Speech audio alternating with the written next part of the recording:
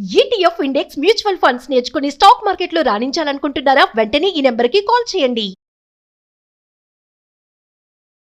నమస్తే రమగారు. నమస్తే చే. భోజుడు 28వ మెట్టు ఎక్కాడు. ఆ మెట్టు యొక్క ప్రతిమ ఏం చెప్పింది? మనునీతి వల్లి ఆ ప్రతిమ పేరు. మనునీతి వల్లి. భోజుడు సింహాసనాన్ని సమీపించాడు, ధూపదీప నైవేద్యాలతో పూజ చేశాడు. తర్వాత పరివారంతో సహా ఎక్కాడు. బుద్ధిసాగరుడు అని ఇంకొక మంత్రి ఉన్నాడు. బుద్ధిసాగరుడు కూడా పక్కనే ఉన్నాడు అనమాట. ఇద్దరు కలిసి ఎక్కారు. 27 మెట్లు ఎక్కాక 28వ మెట్టు మీద అడుగు పెట్టేసరికి మనునీతి వల్లి అని ఆవిడ బయటకు వచ్చింది. రాజైన ప్రతివాడికి ఏదో ఒక ప్రత్యేక లక్షణం ఉండాలి. ఒక ప్రత్యేక లక్షణం ఉన్నవాడు రాజు అవుతాడు. 100ల కొద్దీ ప్రత్యేక లక్షణాలు ఉన్నవాడు చాలా ప్రత్యేకమైన వ్యక్తి కదా. మనం రాముల వారి గుణాల్లో చెప్పుకుంటాం. ఆయనకి కోపం ఉంది లేదు, తొందరపాటు ఉంది లేదు, అలాగా. ఇప్పుడు రాజుకి తొందరపాటు ఉండాలా వద్దా? తొందరపాటు కొన్నిట్లలో కావాలి, సమయాన్ని బట్టి, సందర్భాన్ని బట్టి ఉండాలి. ఆ లక్షణం గురించి చెప్పింది. పూర్వం ఉజ్జయిని నగరానికి చుట్టుపక్కల ఉన్న గ్రామాల్లో సోమస్వామి అని ఒక బ్రాహ్మణ ఆయన ఉండేవాడు. పెళ్ళయింది కానీ ఆయనకి సంతానం లేదు. చాలా కాలం సంతానం లేకుండా ఉంటే భార్య దుఃఖపడుతూ ఆయన అడిగిందట, సంతానం లేదు, ఇంకో పెళ్లి చేసుకో, నువ్వు వంశాభివృద్ధి ఎట్లా అవుతుంది మనకి అని అడిగేసరికి ఈయన అన్నాడు, అట్లా కాదు, ఇంకో పెళ్లి చేసుకుంటే మాత్రం ఏమవుతుంది, ఏదైనా ప్రార్థన చేయాలి మనం అని చెప్పి ఎంతకాలమో వాళ్ళ కులదైవాన్ని పూజించారు చాలా ప్రత్యేకమైన విధానాలు. అప్పుడు దైవం ప్రత్యక్షమై వీళ్ళకి సంతానం కలుగుతుందని ఆదేశం ఇచ్చారు. 1 ఏళ్ళనర్థం 2 ఏళ్లకి ఒక కుమారుడు కలిగాడు. పిల్లవాడిని చూసుకుంటూ భార్యాభర్త చాలా సంతోషంగా ఉండేవాడు. ఈ పిల్లవాడు కలిగాక ఈయన విశ్వనాథుడికి కాశీనగరం వస్తానని చెప్పుకున్నాడు అనమాట. అదే శివుడు వాళ్ళ ఆరాధ్య దైవం, ఆయనే వీళ్ళకి కుమారుడిని ప్రసాదించాడని. పిల్లాడు కాస్త పెద్దవాడయ్యాడు. భార్య బావమరుదులు పిల్లవాడిని చూసుకుంటుండగా ఈయన కాశీనగరానికి బయలుదేరాడు. కాశీనగరం నుంచి తిరిగి వచ్చాక ఈ మధ్యలో ఉన్న చాలా అడవుల్లోనూ అక్కడ ఎంతోమంది మునుల్ని ఋషుల్ని వాళ్ళని చూసి ఈయనకి తపస్సు చేసుకోవాలని అనిపించింది.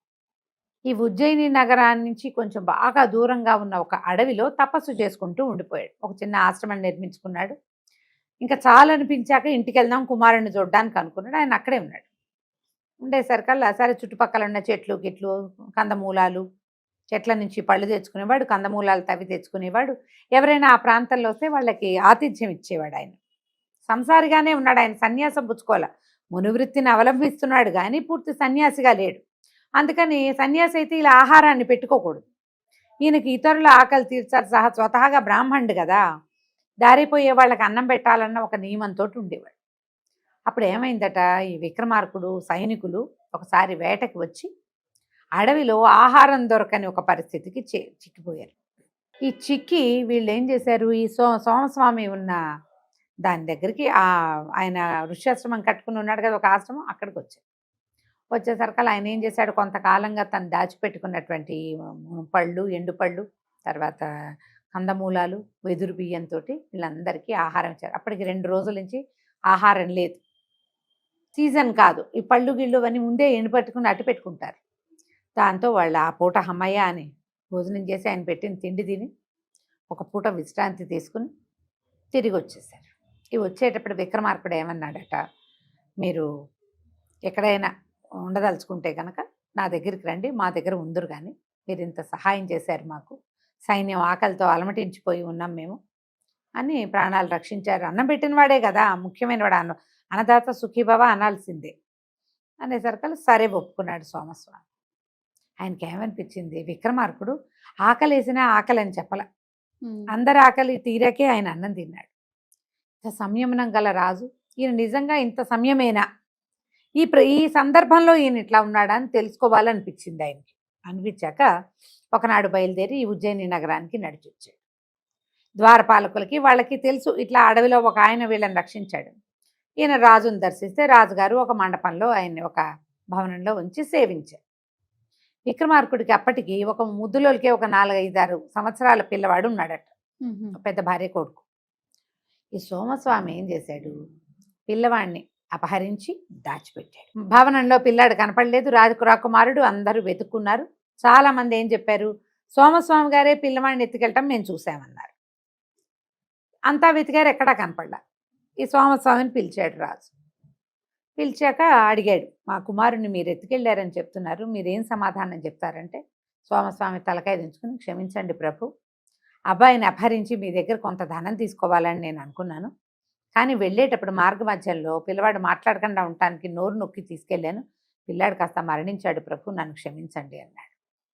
చుట్టుపక్కల ఉన్న సైనికులందరూ హాహాకారాలు చేసి కత్తులు దూసేశారు. విక్రమార్కుడు ఖిన్న వదనంతో ఇంట్లో ఆ సింహాసనం మీద కూర్చుండిపోయాడు. ఎంత పని చేశారు మహానుభావ, మీకు ఏదైనా కావాలంటే నేను మీకు ఇద్దును కాదు, ఏం కావాలంటే అది ఇచ్చేవాడిని కదా. అయ్యో ఎంత పని చేశారు.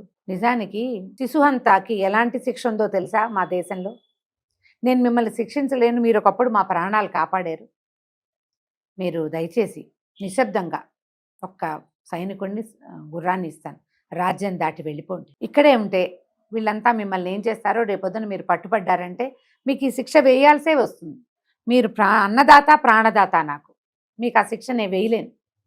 ఈ క్షణంలో నేను తండ్రిగా ఉన్నప్పుడే మీరు ఇక్కడి నుంచి వెళ్ళిపోండి, రాజుగా మారాక మీకు శిక్ష తప్పదు, వెళ్ళిపోండి అని ఆ వెనకాలన్న వాడిని పిలిచి అయ్యగారిని తీసుకెళ్ళి దింపేసి రమ్మన్నాడు.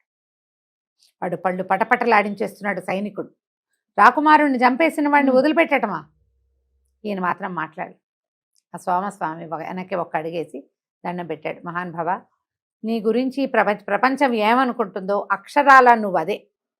శ్రీరాముడి తర్వాత ఇంత సమయం ఇవి నువ్వే. శత్రువు దొరికిన చేతికి వాడిని సంహరించని రాజలక్షణము రాముడికుంది, తర్వాత నీకేంది, నీ కుమారుడికి ఏమీ కాలేదు.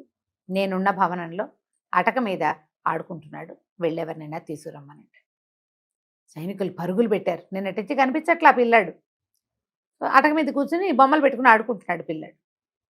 పరిగెత్తుకుంటూ వెళ్ళి రాకుమారుడిని తీసుకొచ్చారు. ఆయన చాలా సంతోషించి విక్రమార్కుడు రాజా అడిగాడు సోమస్వామి, ఈ సంయమనం మీకు ఎలా వచ్చింది? భగవద్దత్తమే ఇది అని చెప్పాడు. అలాంటి సంయమనం, క్షమించగలిగే గుణం నీకు ఉంటే నువ్వు ఉండు, లేదా దిగేసేయమంది ప్రతిమ.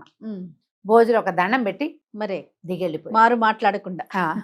ఈ మాట విని భోజుడు, ఆగ్రహానికి వసుడు కానివాడెవడు? క్షణికావేశం అందరికీ ఉంటుంది, ఆవేశం లేదు రాజుకి. అందులోనూ కన్నబిడ్డ అయినా కూడా సంయమనంతో వ్యవహరించాడని ఈ మాట విన్నాక భోజుడు దిగెళ్ళిపోయాడు. మర్నాడు మళ్ళీ పట్టువదలని విక్రమార్కులాగా పట్టువదని భోజ మహారాజు మళ్ళీ సింహాసనాన్ని సమీపించాడు. 29వ మెట్టెక్కాడు. 29వ మెట్టు మీద మనువల్లి అనే ప్రతిమ. ఈవిడ చిత్రరేఖ వృత్తాంతం చెప్పింది. ఇందులో 2 కథలు కలిసి ఉంటాయి, చిన్నదే ఇది కూడా.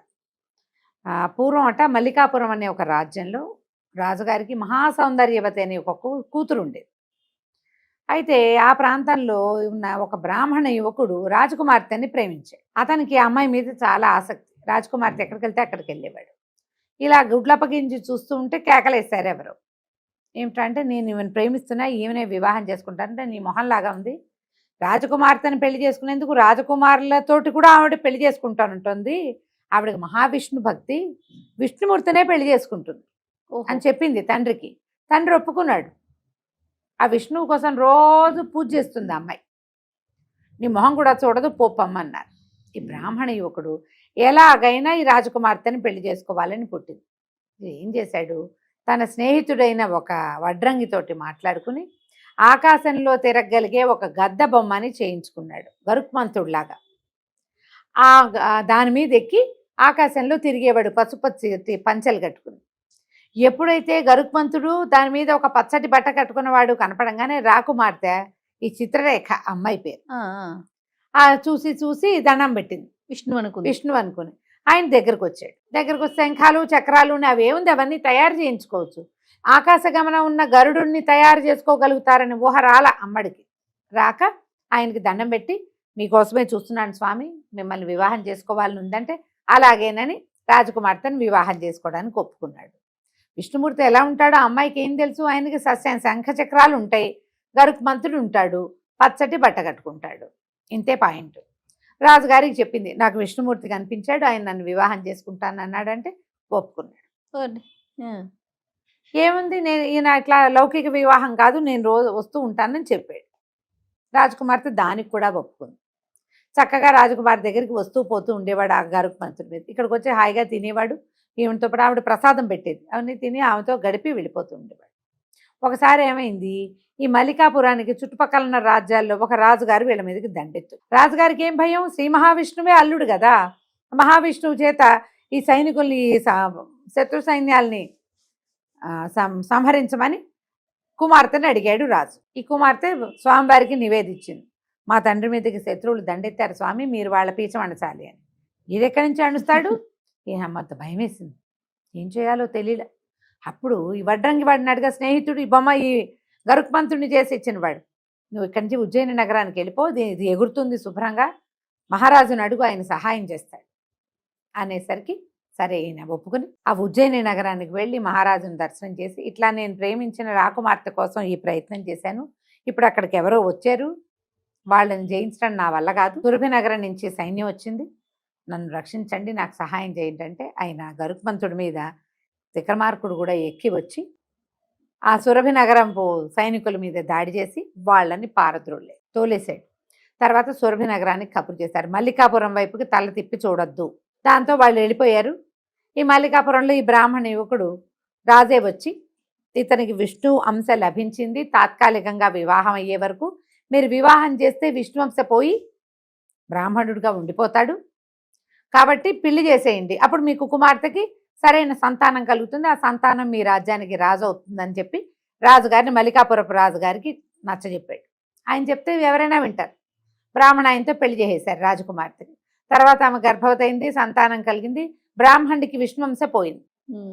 ఆ గరుక్మంతుడుగా ఉన్న దాన్ని తీసేశారు. ఇప్పుడు ఈయన ఎవడో బ్రాహ్మడు వస్తే నువ్వు వాళ్ళని ఎందుకు మోసం చేశావని దండించకుండా అతని ప్రేమని ఆ బ్రాహ్మణత్వాన్ని గౌరవించి ఎవరో తనకు అవసరం లేని ఒక చోట యుద్ధం చేసి వాళ్ళని జయించి ఇతనికి ఈ రాజ్యం వచ్చేలాగా చేశాడు.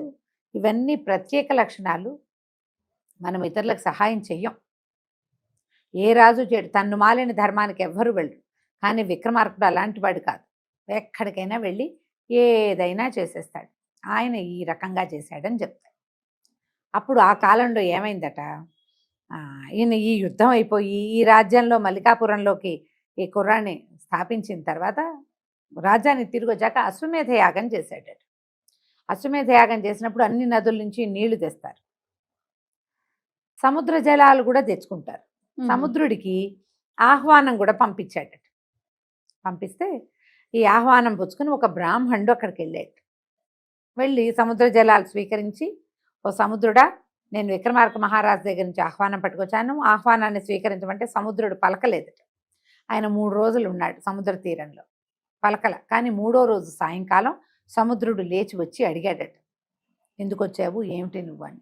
నేను విక్రమార్క మహారాజు వార్తాహరుణ్ణి, సముద్ర జలాలు తీసుకుని నీ నుంచి జలం స్వీకరించి నీకు ఆహ్వానం పలకటానికి వచ్చాను, ఇట్లా అశ్వమేధ యాగం చేస్తున్నారు, తప్పకుండా నువ్వు రావాల్సింది అంటే సముద్రుడు ఏం చేశాడట, నా జలాన్ని తీసుకెళ్తే నేను వచ్చినట్టే అని చెప్పి పాత్ర నిండా జలం ముంచిచ్చి తర్వాత ఒక 4 వజ్రాలని ఇచ్చాడట. సముద్రుడు రత్నగర్భుడు, రత్నాకరుడు అంటారు. సముద్రుడు అంటే రత్నాకరుడు, ఆయనలోనే పుడతాయి. ఒకటి అన్నాన్ని ఇస్తుంది, ఒకటి సంపదనిస్తుంది, ఒకటి కోరిన వరాలను ఇస్తుంది అని 4 రకాల వజ్రాలని చేతిలో పెట్టాడు. చేతిలో పెట్టి విక్రమార్కుడికి నేను ఇచ్చిన బహుమానంగా చెప్పమన్నాడు. ఆ 4 వజ్రాలు పుచ్చుకుని బ్రాహ్మణ ఆయన ఇంటికి వచ్చి వస్తే రాజుగారి దగ్గరికి వెళ్ళి సమర్పించాడు. రాజు సంతోషంగా విక్రమార్కుడు 3 స్వీకరించి ఈ కోరిన కోరికల్ని తీర్చేటువంటి వజ్రాన్ని ఆ బ్రాహ్మణుడి చేతిలో పెట్టాడట. ఇది నువ్వు పట్టుకెళ్ళు అని చెప్పి ఇచ్చాడు బహుమతిగా, సముద్రుడి దగ్గరికి వెళ్ళొచ్చినందుకు. అదే అయితే బ్రాహ్మడు అన్నట్ట, ప్రభు ఈ 4 వజ్రాలని మా ఇంట్లో వాళ్ళందరికీ చూపిస్తాను, మళ్ళీ మీకు చెప్తానన్నాడు. విక్రమార్కుడు సరేనని 4 వజ్రాలు బ్రాహ్మణ ఆయన చేతికి ఇచ్చాడు. ఈ బ్రాహ్మణుడు సముద్రుడి దగ్గరికి వార్తాహరుడిగా వెళ్ళినవాడు. ఇంటికి వెళ్ళేసరికల్లా ఇంట్లో వాళ్ళందరూ ఈ 4 నుంచి ఏమేమి వస్తాయో చూసి ఇక కొట్లాడుకోవటం మొదలుపెట్టారు. ఈయనకు వాటాకు ఒక వజ్రం ఉంది కదా, ఆ వజ్రం మాకు కావాలంటే మాకు కావాలని. ఈ బ్రాహ్మణానికి ఏం చేయాలో తెలియదు. కొడుకులు కూతుళ్ళు కొట్టుకుంటున్నారు, మధ్యలో భార్య, కోడళ్ళు, అల్లుళ్ళు.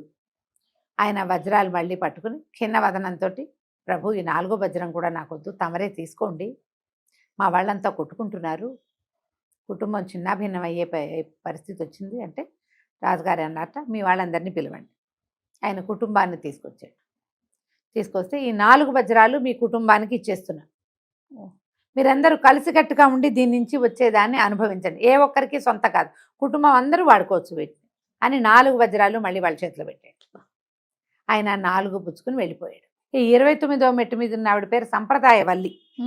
ఆవిడ అడిగిందట, నీ దగ్గరే కనుక ఇలాంటి వజ్రాలు ఉంటాయి, ఒకటి డబ్బు ఇస్తుంది, రెండోది ధనధాన్య సంపదలు ఇస్తుంది, మూడోది కోరిన కోరికలు తీరుస్తుంది, నాలుగోది ఆరోగ్యాన్ని ఇస్తుంది, నీ దగ్గర ఉంటే నువ్వు ఇస్తావా ఎవరికైనా? ఎవరు తెచ్చారో వాళ్ళకే వెనక్కి దానం ఇవ్వగలిగే మనసు ఉందా నీకు? అలాంటిది ఉంటే ఎక్కువ ఈ సింహాసనాన్ని, లేకపోతే దిగి వెళ్ళిపోమని. భోజుడు ఒక నమస్కారం చేసి దిగి వెళ్ళిపోయాడు.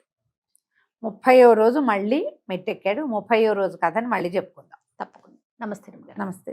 భోజుడు 30వ మెట్టు ఎక్కాడు కదా, అక్కడి ప్రతిమ ఏం చెప్పిందండి? 30వ ప్రతిమ ఎక్కితే 30వ మెట్టెక్కాక ఆ ప్రతిమ రుక్మిణి వల్లేట ఆమె పేరు. అన్ని వల్లిలే. అన్ని వల్లిలే. ఆమె ఒక ప్రత్యేకమైన గాథ చెప్పింది. ఏం చెప్పిందట, ఈ విక్రమార్కుడు రాజ్యం చేస్తున్న కాలంలో ఈ చుట్టుపక్కల పల్లెటూళ్ళల్లో ఒక మహావరాహం, ఒకటి పెద్ద పంది అడవులు ఈ పంటల మీద పడిపోయేదట. పంటలు సర్వనాశనం చేసేసేది. జనం గనక కొట్టడానికి వస్తే వాళ్ళ ఇళ్ల మీద కూడా పడిపోయేది. కొంతమంది జనం కూడా చనిపోయారు. అసలు ఒక్క పంట చేతికి రాకుండా అయిపోయిందట. ఆ గ్రామాల నుంచి డబ్బులు రాకపోయేసరికల్లా చూస్తారు కదా, కనుక్కుంటారు ఎందుకు ఏమిటి అని. అన్నీ కనుక్కున్న తర్వాత ఇలా ఒక మహావరాహం ఒకటి వస్తోందని, దానికోసం ఉచ్చులు పెట్టినా పడట్లేదని ఇవన్నీ తెలుసుకున్నారు. అప్పుడు ఈయన ఏం చేశాడు, సరే నేనే వస్తాను దాన్ని వేటాడడానికి అని చెప్పి, అప్పుడు వేట ఆడేవారు కదా రాజులు. ఈయన వేటకి వెళ్ళాడు, వరాహం వేట. వెళ్ళేసరికి కనపడిందట ఈయనకి. అసలు దాని సైజు చూసి ఆయన ఆశ్చర్యపోయాడు. అంత వరాహాన్ని వాళ్ళు ఏనాడు చూడలేదు. బట్టి కూడా చాలా ఆశ్చర్యపోయాట. దాన్ని వెన్నంటి వెళ్దామని, మీరు పరివారంతో ఇక్కడ ఉండండి నేను వెళ్తానని విక్రమార్కుడు దాన్ని వెంబడబడ్డాడు. పడితే ఆ పంది పరిగే ఎత్తుకుంటూ వెళ్ళి వెళ్ళి వెళ్ళి ఒక పెద్ద పర్వత గుహలోకి వెళ్ళిపోయిందట. ఈ గుహలోకి వెళ్ళేసరికల్లా మరి లోపలికి వెళ్ళాలా వద్దా చూద్దామని ఈయన మెల్లిగా లోపలికి వెళ్తే ఏమీ లేదు, ఖాళీగా ఉంది. ఒక 2-3 పంది కూనలు కనపడ్డాయి, చిన్న చిన్న పిల్లలు ఉన్నాయి. ఆ పిల్లల్ని దాటుకుని అతను లోపలికి వెళ్తే అది ఎక్కడికో తీసుకుపోయింది ఆ మార్గం. చివరికి అతక పాతాళ నగరం చేరిందట. ఆ మార్గం చేరేసరికల్లా ఆయన ఇట్లా లోపలికి ఆ కిందకి వెళ్ళేసరికి పెద్ద మహానగరం ఒకటి కనపడింది. బోల్డన్ని ఆకాశ హర్మ్యాలు ఉన్నాయి. ఏదో ప్రత్యేకమైన వ్యక్తులుగా కొంతమంది కనపడుతున్నారు. లోపలికి రాగానే ఒక కంఠం వినపడిందట, ప్రభు విక్రమార్క మహారాజుని పాతాళ లోకానికి తీసుకొచ్చాను, ఇక వారిని గౌరవించాల్సిన బాధ్యత మీదేనని. ఈయన చూస్తుండగానే ఆ పాతాళ నగర చక్రవర్తి ఆయన దగ్గరకు వచ్చాడు. ఆయన చేతులు పట్టుకుని, మహావీర మేము మిమ్మల్ని చూడాలనుకున్నాం, మా ప్రజలంతా మేమందరం కూడా మీ దర్శనం చేసుకోవాలని మిమ్మల్ని ఆకర్షించడానికి ఈ మహావరాహాన్ని మీ ఒళ్ళ మీదకి వదిలిపెట్టాము అని చెప్పి ఆయనకి బాగా గౌరవించి, మీరు స్వర్గారోహణ చేసి వచ్చారు, అలాగే మీరు పాతాళ నగరాన్ని కూడా పావనం చేయాలని ఈ ప్రయత్నం చేశాము అని చెప్పారు. చెప్పి ఈయనకి బాగా గౌరవించి ఒక అమృత భాండం చేతిలో పెట్టారట. ఇది పూర్తి అమృతం కాదు, కానీ చనిపోయిన వాళ్ళ అపమృత్యు దోషాలని తొలగిస్తుంది, పాడి పంటల్ని వృద్ధి చేస్తుంది, ఆ పశువుల్ని కూడా బతికిస్తుంది, ఇది మీరు స్వీకరించండి అని ఇది ఇచ్చారు. కొంత రోజులు వాళ్ళ దగ్గర గడిపి ఈయన ఈ అమృత కలశంతో సహా మళ్ళీ అడవిలోకి వచ్చాడు. ఈయన వచ్చిన తర్వాత ఈ సైన్యంతో కలిసి వెళ్తుంటే ఒక బ్రాహ్మణ ఆయన ఏడుస్తున్నాడట. పిల్లాడు 11-12 సంవత్సరాల వాడు మృత్యుశయ్య మీద ఉన్నాడంటే ఈయన తన దగ్గర ఉన్న అమృత కలశంలోంచి కొన్ని నీళ్లు చల్లాడట. నీరులాగా ఉంది ఆ పదార్థం. ఆ పిల్లవాడు అపమృత్యు దోషం తొలగిపోయి చక్కగా స్వస్థుడైపోయాడు. ఏ ఊళ్ళల్లో ఈ వరాహం వల్ల అన్నీ పాడైపోయినాయో అన్ని చోట్ల ఈ నీటిని చల్లారు. చల్లితే పంటలు మళ్ళీ మొలిచినాయి. ఆ వరాహం వల్ల చనిపోయిన వాళ్ళు, గాయపడిన వాళ్ళు అందరూ కూడా, గాయపడిన వాళ్ళకి గాయాలు తగ్గిపోయినాయి, మరణించిన వాళ్ళంతా జీవించేశారు, అంతా సుసంపన్నంగా అయిపోయింది. తనకిచ్చిన దాన్ని మళ్ళీ ప్రజలకి అందించే లక్షణం ఉన్న రాజులు తక్కువ. ఆయనకి ఏదైనా లభిస్తే ఆయనే ఉంచుకుంటాడు, ప్రజల నుంచి వసూలు చేస్తూ ఉంటాడు ఎప్పటికప్పుడు. ఏ రాజైనా నువ్వు ఇలా చేయగలిగితే తర్వాత మెట్టు ఎక్కువ, లేకపోతే వెళ్ళిపోమందట రుక్మిణి వల్లి. భోజుడు ఒక నమస్కారం చేసి, ఇలాంటి కళ్యాణ గుణాలు ఉన్నవాడు కాబట్టి ఆయనకి ఇంత సింహాసనం లభించింది, ఆయన ప్రజ్ఞా ప్రతిభా పాఠవాలు ఇంకా భూమి మీద ఉన్నాయమ్మా, తెలుసుకోవటానికే ఎక్కుతున్నాను కానీ దీన్ని సొంతం చేసుకుందామని కాదని నమస్కారం చేసి వెళ్ళిపోయాడు. మర్నాడు నెల అయిపోయింది, ఇప్పటికి 30 రోజులైనాయి. 31వ నాడు కూడా భోజుడు మళ్ళీ ప్రయత్నం చేశాడు. ఎక్కాడు సింహాసనం. 30 మెట్లు మాట్లాడకుండా నుంచున్నాయి ప్రతిమలన్నీ 30 మెట్ల మీదనే. ఈ 31వ మెట్టు మీదకి ఎక్కేసరికి అక్కడ ఉన్న ప్రతిమ చప్పట్లు చరిచి ఈయన్ని నిలవేసి చెప్తోందనమాట, నీకు విసుగు లేదు, విరామం లేదు, ఒక్కరోజు కూడా మధ్యలో ఆక్కండా ప్రతిరోజు ఎక్కుతున్నావు. మా రాజుగారి యొక్క గొప్పతనం తెలుసు. ఆయన పరమ సాహసికుడు. ఎక్కడైనా వింత విడ్డూరం విచిత్రం ఉందంటే వెళ్ళిపోతాడు. విక్రమార్కుడు రాజ్యంలో ఉన్నప్పుడు యుక్తిశేఖరుడు అని ఒక మంత్రి ఉండేవాడు. ఆ మంత్రికి ఒక అల్లరి చిల్లరి ఆటకాయ వాడైన ఒక కుమారుడు ఉండేవాడు. వాడు ఏమీ మాట వినేవాడు కాదు. వాడికి ఒక 17-18 సంవత్సరాల వయసు వచ్చాక తండ్రి విసిగిపోయి వాడితోటి, ఎందుకు వచ్చింది ఈ జీవితం, ఇలాంటి కుమారుడు లేకపోయినా పర్వాలేదు, పుట్టకపోతే ఒక ఏడుపేడ్చి ఊరుకునే వాళ్ళమని ఇలా నానా దుర్భాషలు వాడాడు. కుర్రాడికి మంచి టీనేజ్లో ఉండేసరికి గట్టిగా తగిలింది.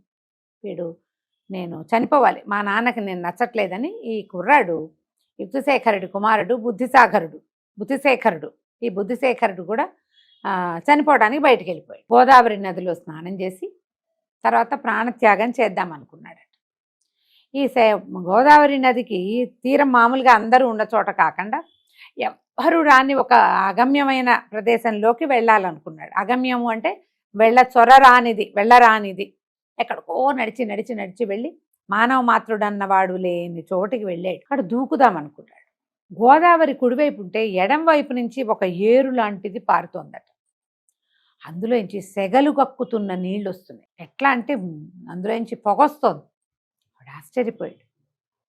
వెళ్ళి ఆ నీటి దగ్గరకి వెళితే అందులోంచి వేడి నీళ్ళ దగ్గర నుంచుంటే ఎట్లా ఉంటుంది, అలాంటి ఒక అనుభవం కలిగింది. అతను చూస్తూ ఉండగానే ఈ వేడి నీటిని వేలరిస్తున్నటువంటి ఈ ఏరుకి ఆనుకుని ఉన్న ఒక గుట్ట మీదకి కొంతమంది దేవకన్యలు వచ్చారు. వీడు చూస్తూ నుంచున్నాడు వాళ్ళకేసి. వాళ్ళు అక్కడ ఒక శివలింగాన్ని చేసుకుని పూజ చేసి అభిషేకం చేసుకుని ఈ కుర్రాన్ని చూశారు. నువ్వు మానవుడవే కూడా ఆయన కూడా మమ్మల్ని చూసావు, ఏమిటి నాయనా నీ సమస్య ఏంటంటే, నాకు ఇలాగ ఏదో చదువు అవి రాలేదు, మా తండ్రి నాతో విసిగిపోయాడు, నేను మరణించాలని వచ్చానంటే వాళ్ళు ఏమన్నారు, ఆ పిల్లవాడిని ఎత్తి మీద చేయబెట్టి, నువ్వు మమ్మల్ని చూసావు కాబట్టి, మామూలుగా అయితే చూడగలిగేవాడివి కాదు, నువ్వు గోదావరిలో స్నానం చేసావు, స్నానం చేసిన ఆ వస్త్రాలతోటే కాబట్టి మమ్మల్ని పవిత్రుడిగా ఉన్నావు కాబట్టి చూడగలిగావు, నీ బుద్ధి మేము మారుస్తాము, నీకు విద్యాగంధం వచ్చేలాగా అని ఈ దేవకన్యలు అతన్ని ఆశీర్వదించి వెళ్ళిపోయారు. ఈ యుక్తిసాగరుడు ఇక పిల్లాడు బుద్ధిశేఖరుడు బుద్ధి తెచ్చుకుని తండ్రి దగ్గరికి వచ్చాడు. మళ్ళీ పిల్లాడు చదువుకుంటానన్నాడు. చకచకా వాడికి చదువు వచ్చేసింది. వాడిని చిన్న మంత్రిగా రాజుగారి దగ్గర ప్రవేశపెట్టాడు. ఆయన యుక్తిశేఖర్ని అడిగాడు, పూర్వం నీ కుమారుడు ఏమీ పెద్దగా కొరగాకుండా ఉన్నాడని మీరు ఒక సందర్భంలో చెప్పారు కదా, ఇప్పుడు వీడు ఇట్లా ఇంత బ్రైట్గా ఎలా అయ్యాడు అంటే, మీరు వాడినే అడగండి, నాకు తెలీదు, ఎక్కడికో వెళ్ళిపోయాడు, కొద్ది రోజులు వచ్చాక చదువుకుంటానని విద్యలో ప్రవేశించాడు, అనతి కాలంలోనే విద్యావంతుడు అయ్యాడు అనేసరికి ఈయన అడిగాడు రాజు, ఏ విధంగా నీకు ఇది వచ్చింది అని అడిగితే ఇప్పుడు తను చూసిన వింతని రాజుకు చెప్పాడు. ఈయన అట్లాంటిది ఏదైనా వింటే ఊరుకోడు, విక్రమార్కుడు వెళ్ళాలి, అదేమిటో తెలుసుకోవాలని ఈయన ఆ యుక్తిశేఖరుడు చెప్పినటువంటి ఆ అగమ్యమైన గోదావరి నది తీరానికి వెళ్ళి ఆ ఏటిని చూశాడు. చూశాక ఆయన చూస్తూ ఉండగానే దేవకాంతలు కూడా వేచి ఉన్నాడు కొంతకాలం వాళ్ళు వచ్చేదాకా. వాళ్ళు ప్రతి పౌర్ణమికి వస్తారు. ఆ పౌర్ణమి నాటి సాయంకాలం వాళ్ళని సంధ్యా సమయంలో చూశాడు.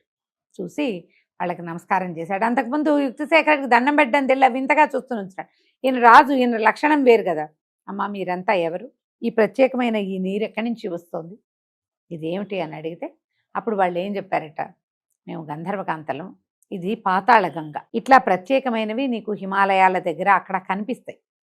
గంగలో ఒక ఉద్రేకం ఉంటుంది, మామూలుగా ఆ ఉద్రేకంతో ఆమె హిమాలయాల మీద నుంచి చల్లగా ప్రవహిస్తుంది. ఆమెలో కలిగిన ఉద్రేకం ఇలా వేడి నీటి బుగ్గల రూపంలో కనపడుతుంది. ఈ గోదావరి సమీపంలో కూడా ఇది ఒకే ఒక్కటి ఉన్నది, ఇది ప్రత్యేకమైనదని మేము ఇక్కడ, ఇది గోదావరి నీరే కానీ ఇక్కడ ఇట్లాంటి స్వరూపం అంటే నీటికి ఉన్నదనమాట. ఆ ఉద్రేకమే ఇక్కడ మనకి ఇలా కనిపిస్తుంది. మేము ఈ ప్రత్యేకమైనది ఉన్నది కాబట్టి ఈ పౌర్ణమి నాటి రాత్రి వచ్చి ఇక్కడ మేము చేస్తాం, పూజ చేసుకుంటాము అని చెప్పి రాజుకి కూడా నువ్వు మనస్సంకల్పాలన్నీ నెరవేరుతాయి, నీ రాజ్యం సుభిక్షంగా, నువ్వు ఉన్నంతకాలము నీ రాజ్యం సుభిక్షంగా ఉంటుంది అని రాజుగారికి వరం ఇచ్చి దేవకాంతలంతా వెళ్ళిపోయారు. ఈ అమ్మాయి చెప్తోంది ప్రతిమ భోజుడికి, ఏదైనా ఒకటి కొత్తది ఉంది అంటే అక్కడ ఏం ప్రమాదం ఉందోనండి నలుగురిని వెంబడి పెట్టుకెళ్తారు. ఈయన ఏ సందర్భంలోనూ అట్లా చేయలే. ధైర్యము, సాహసము, పరాక్రమము ఇవన్నీ ఒక్క చోట పోత పోస్తే విక్రమార్కుడు తయారవుతాడు. ఆ లక్షణాలన్నీ కొంచెం కొంచెమైనా ఉన్నవాడైతేనే ఇది ఎక్కాలి, లేవనుకుంటే దిగి వెళ్ళిపో రాజా అని చెప్పింది. ఈయన నమస్కారం చేసి ఆ 31వ ప్రతిమకి దిగి వెళ్ళిపోయాడు. 32వ ప్రతిమ చెప్పిన కథ, ఆఖరి కథ, విక్రమార్కుడి అవతార సమాప్తి కూడా మనం తర్వాయి భాగంలో తెలుసుకుందాం. తప్పకుండా రమ్మగారు. నమస్తే. నమస్తే జయ. రమ్మగారు, చిట్ట చివరి మెట్టు అయినటువంటి 32వ మెట్టు భోజుడికి ఏం కథ చెప్పింది? ఆయన మరి తర్వాత ఏం చేశాడు? 31 రోజులు అవిశ్రాంతంగా మెట్లెక్కాడు. 32వ మెట్టు ఎక్కాడు భోజుడు. ఎక్కితే ఈ 32వ మెట్టులో ఉన్న సాలభంజిక అందులోంచి బయటకు వచ్చింది. ఆమె జ్ఞానప్రకాశ వల్లి.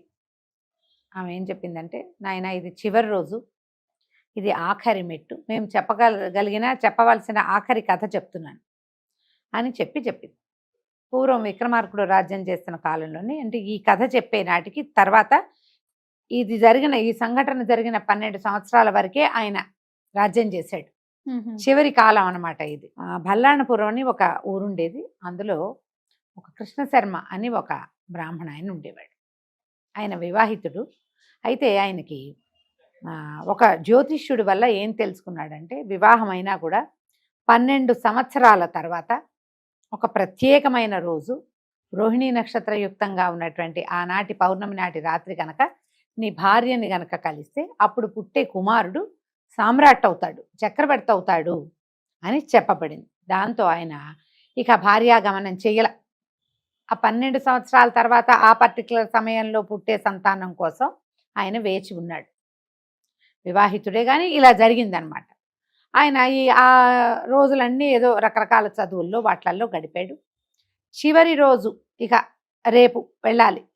ఈ ముందు రోజు ఈయన ఏం చేశాడు, ఒక నదీ తీరానికి వెళ్ళి, కావేరీ నదీ తీరానికి వెళ్ళి, చాలా ఒక లంకల్లాగా ఉంటాయి కదా నదీ తీరాలు, అక్కడికి వెళ్ళి విపరీతమైన వాన పడిందట.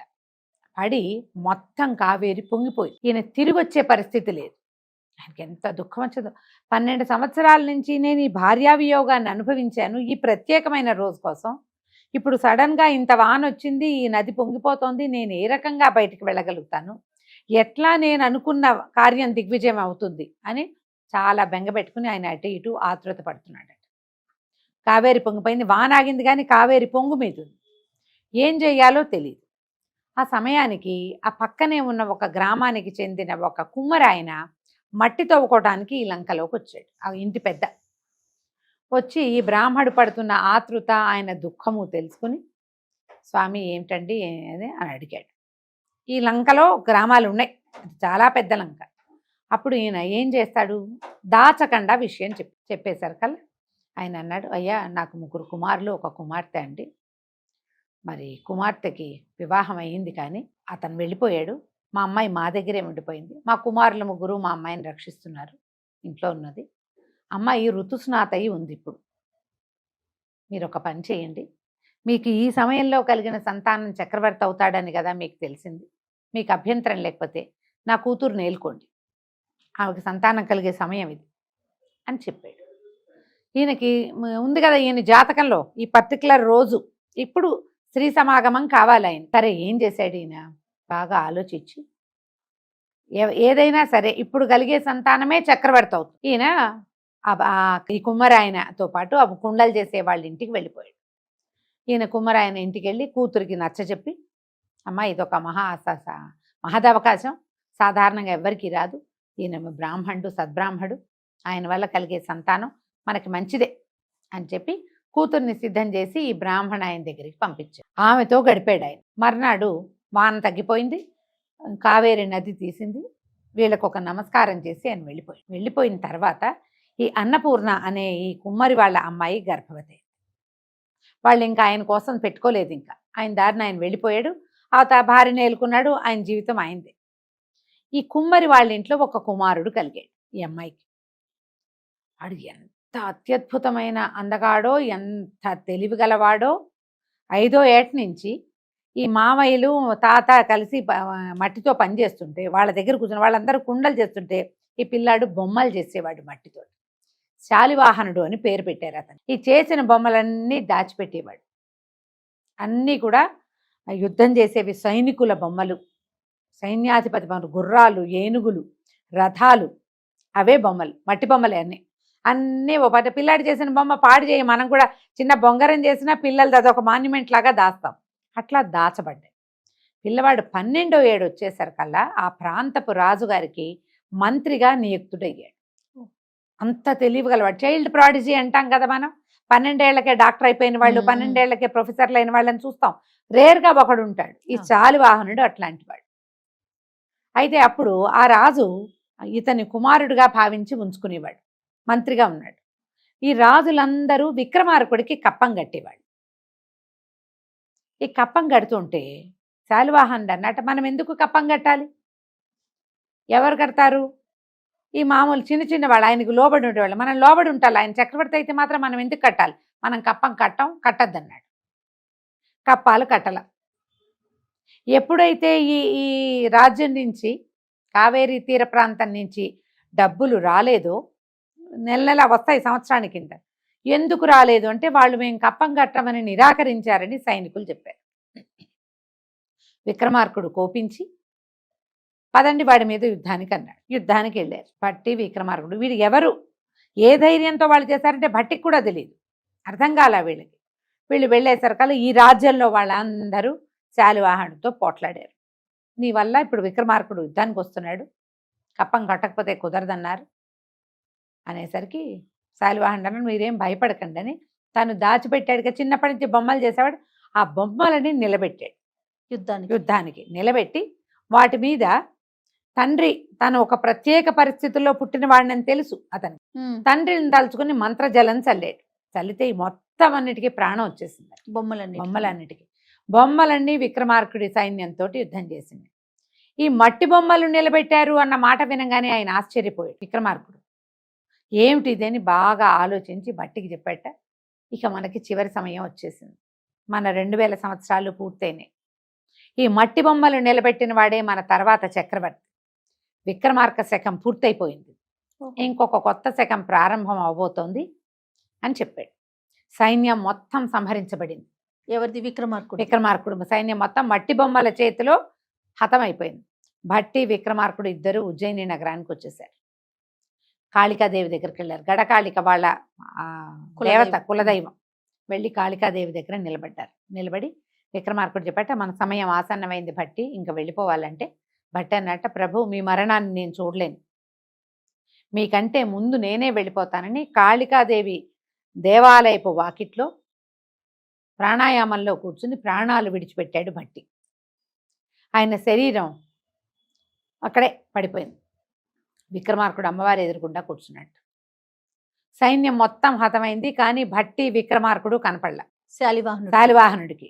అతను మొత్తం సైన్యాన్ని ప్రశ్నించారు. వాళ్ళు యుద్ధం ఆరంభం అవగానే వెళ్ళిపోయారు అనగానే ఈ శత్రుశేషం ఉండకూడదని శాలివాహనుడు ఒక మట్టితో చక్రాన్ని చేసి, ఆ చక్రాన్ని మంత్రపూతం చేసి విక్రమార్కుడిని, భట్టిని సంహరించడానికి విడిచిపెట్టాడు. ఆ చక్రం దేవి సన్నిధిలో ప్రాణాయామంలో కూర్చున్న విక్రమార్కుడిని తల నరికి, ఆయన దేహం ఇక్కడుంది, తల వెళ్ళి రాణివాసంలో పడిందట. అంతఃపురంలో పడేసరికల్ ఎప్పుడైతే విక్రమార్కుడి శిరస్సును అక్కడ చూశారో, రాణులందరూ గోలుగోలును విలిపించి అగ్నికి ఆహుతైపోయారు. శిరస్సుతో సహా అగ్ని ప్రవేశం చేశారు. భట్టికి కుమారుడున్నాడు. ఈ కుమారుడు వెతుకుంటూ వచ్చి తండ్రి దేహం కనపడింది అక్కడ. ఆ కనపడిన భట్టి దేహాన్ని తీసుకుని గుళ్ళోకెళ్ళలా, వాడు గుడి బయట ఉన్నాడు. భట్టి ప్రాణం విడిచిపెట్టింది గుడి బయట, విక్రమార్కుడి శరీరం లోపలుంది, అతను చూడలా. భట్టిని తీసుకెళ్లి అంత్యక్రియలు చేసేసాడు. ఈ లోపల శాలివాహనుడికి రాజ్యాన్ని అప్పచెప్పే లోపల 30 రోజుల పాటు మట్టి వాన కురిసిందట ఈ ఉజ్జయిని నగరం మీద. ఈ విక్రమార్కుడు మరణానికి ముందే తన సింహాసనానికి చెప్పాడట, మీరు భూమిలోకి వెళ్ళిపోతారు, నేటికి 500 సంవత్సరాల తర్వాత ఈ నగరాన్ని పరిపాలించడానికి వచ్చేటువంటి భోజుడు అనే ఒక మహారాజు మిమ్మల్ని కనుగొంటాడు, ఈ నా కథని అతనికి చెప్పి మీ దారిని మీరు స్వర్గానికి వెళ్ళిపోండి అని చెప్పాడు. ఆ సింహాసనము, ఈ విక్రమార్కుడి శరీరము మొత్తం భూస్థాపితమైపోయింది. 30 రోజులు కురిసిందట మట్టివాన. కురిసి మొత్తం ఉజ్జయిని నగరం అంతా భూస్థాపితం అయిపోయింది. విక్రమార్కుడి శరీరం శిరస్సే కదా ప్రధానాంగం, అక్కడ అంత్యక్రియలు జరిగిపోయినాయి, రాణులతో సహా ఆయన వెళ్ళిపోయాడు. ఇంకా ఆయన దేహాన్ని గురించి పట్టించుకునేవాడే లేదు, ఆయన వెళ్ళిపోయాడు, అమ్మవారిలో లీనమైపోయాడు. ఈ కొంతకాలం తర్వాత ఇప్పుడు ఈ సింహాసనము మట్టిలో కూరుకుపోయి వానలు వరదలు, క్షిప్రా నదికి వచ్చిన వరదలతోటి అలా జరుగుతూ జరుగుతూ జరుగుతూ ఎక్కడెక్కడెక్కడెక్కడో మట్టిలో అడుగున ప్రయాణం చేస్తుంది కదా.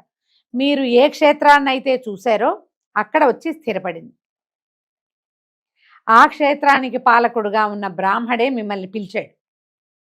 ఇప్పటికి 500 సంవత్సరాల క్రితం మేము భూస్థాపితమయ్యాం. విక్రమార్కుడి ఆజ్ఞ ప్రకారము భోజుడనే మహారాజుకి ఆయన కథ చెప్పాలి, మళ్ళీ మేము ప్రపంచానికి తెలియజేయాలి. కాబట్టి ఆ తర్వాత నుంచి శాలివాహన శకం ప్రారంభమైంది. కాబట్టి మేము ఇవాళ మీకు కనిపించాము. సెలవు రాజా, నీ వల్ల విక్రమార్కుడి కథ మళ్ళీ ప్రపంచానికి తెలిసింది అనగానే భోజుడు ఆమె పాదాలు పట్టుకున్నాడు. ఇంత అద్భుతమైన విషయాన్ని తెలుసుకున్నావు, ఇంత మహత్తరమైన సింహాసనాన్ని నీకు ఉంటే ఎక్కువ అని ఇంతవరకు ఎక్కిచ్చారు. ఎక్కిన తర్వాత దీని మీద అధిష్ఠించి విక్రమార్కుడి లక్షణాల్లో కొన్నైనా నేను పొంది ఆయనలాగానే ప్రపంచ ప్రఖ్యాతి పొంది ఆయనలాగానే ఎప్పటికీ నా కథ చెప్పుకునేలాగా ఉండే నాకు అవకాశం నాకు ఇవ్వరా మరి? ఇంత ప్రయత్నం చేశాను నేను, ఈ కథలన్నీ నా వల్లే బయటకు వచ్చాయి అంటున్నారు, మరి నాకు కూడా ఒక ఇది కావాలి, నన్ను సంతోషపెట్టండి అని అడిగాడు.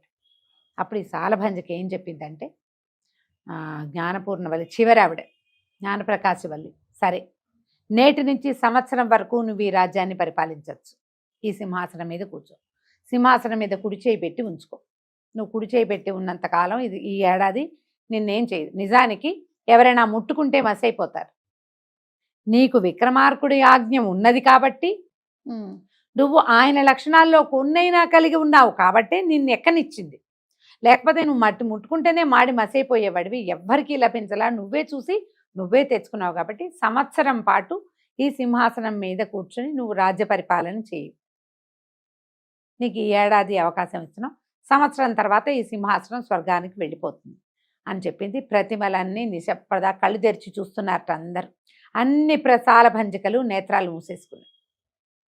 పరమ సంతోషంతో బుద్ధిసాగరుడితో పాటుగా మంత్రితో పాటు ఎక్కమని చెప్పింది. ఈయన విక్రమార్కుడు భట్టితో సహా ఆ సింహాసనాన్ని అధిష్ఠించేవాడు. ఈయన బుద్ధిసాగరుడితో పాటు భోజ మహారాజు కూడా సంవత్సరం పాటు కుడి చేయితో సింహాసనం పట్టుకుని రాజ్యం చేసి ఆ ఉన్న సంవత్సర కాలము విక్రమార్కుడి లక్షణాలతోటే రాజ్యాన్ని పరిపాలించి శాశ్వతమైన కీర్తిని పొందాడు. ఈ భోజుడి దగ్గరే ఎంతమందో కవులు, భోజరాజీయం అనే అద్భుతమైన కావ్యాలు, భోజుడు రాసిన చెంపు కావ్యాలు కూడా ఉన్నాయి. ఆయన ఎంతమందో కవిగాయక వైతాళికులందరినీ పోషించాడు. ఆ సంవత్సర కాలంలో ఆయన ఎంత పేరు తెచ్చుకున్నాడు. ఆ ప్రఖ్యాతిని పొందించిన తర్వాత సంవత్సరం అయ్యాక ఈ విక్రమార్కుడి ద్వాత్రింశగా చెప్పబడేటువంటి ఈ సింహాసనము స్వర్గానికి ఎగిరి వెళ్ళిపోయి మాయమైపోయింది. ఓహో, కథ కంచికి మనం ఇంటికి. ఎంత బాగున్నాయి రమ్మగారు, చాలా చాలా అద్భుతంగా ఉంది. నమస్తే. నమస్తే.